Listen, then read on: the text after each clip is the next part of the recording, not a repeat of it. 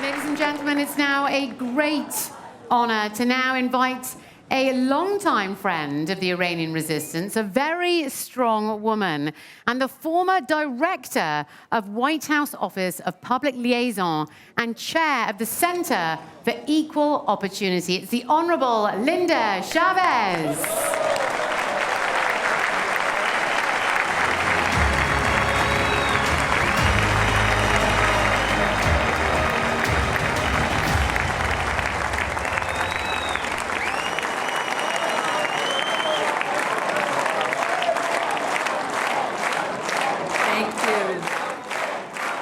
Thank you so much.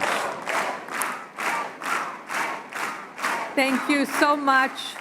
It is such a pleasure to be with you here in Ashraf 3.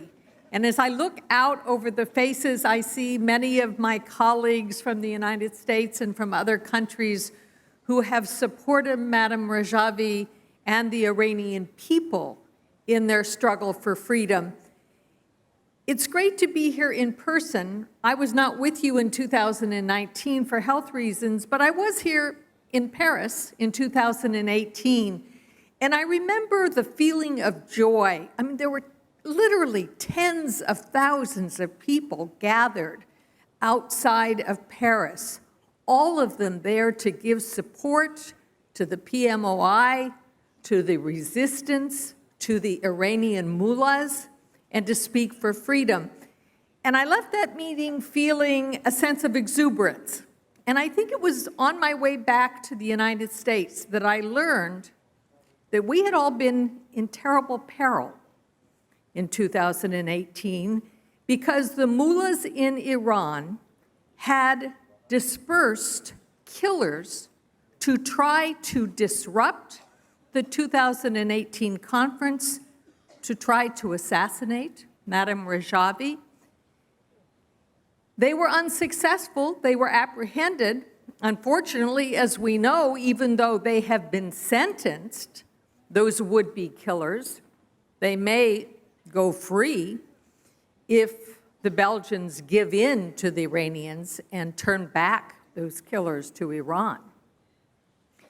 And I think about what a dangerous world we live in, and how much more dangerous it has become since 2018. Who would have thought when we were together 4 years ago that there would be a war on European soil and that people would be dying by the thousands? They would be being murdered. When those would-be bombers tried to bomb the event in France in 2018. They were going to try to shed blood. They were going to try to wreak terror. They were going to try to kill. And they could have killed people had they been successful. But one thing they could not kill was the love of freedom and the desire for democracy. They cannot kill that. We will not let them kill that. And Madam Rajavi is the one person who can help the people of Iran to realize their own dreams for freedom.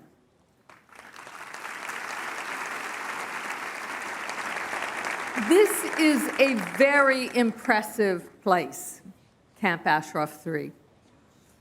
It is a place that gives all of us hope. And I was so impressed as I was driving in with my son. We were looking at the buildings and marveling, how could this happen in just a matter of a couple of years? We have these incredible structures. We have all of these people that have created not just buildings of utilitarian purpose, but buildings of great beauty. And I thought to myself, when Madam Rajavi goes to Tehran, when she is elected by the free people of Iran as the president of Iran, she will bring all of you with her to help rebuild Tehran.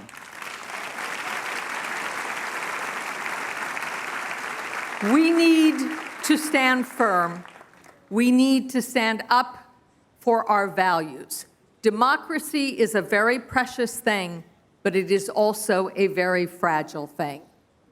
We in the United States have always prided ourselves on being the oldest democracy in the world, but even we have seen how fragile that democracy is. We cannot let the free people of Iran have their freedom quashed any longer. And so I call on all of you, stand with Madam Rajavi, stand with the people of Iran, and the next time we meet, I hope it's not here in Ashraf, as beautiful as it is. I want to see Ashraf 4 in downtown Tehran.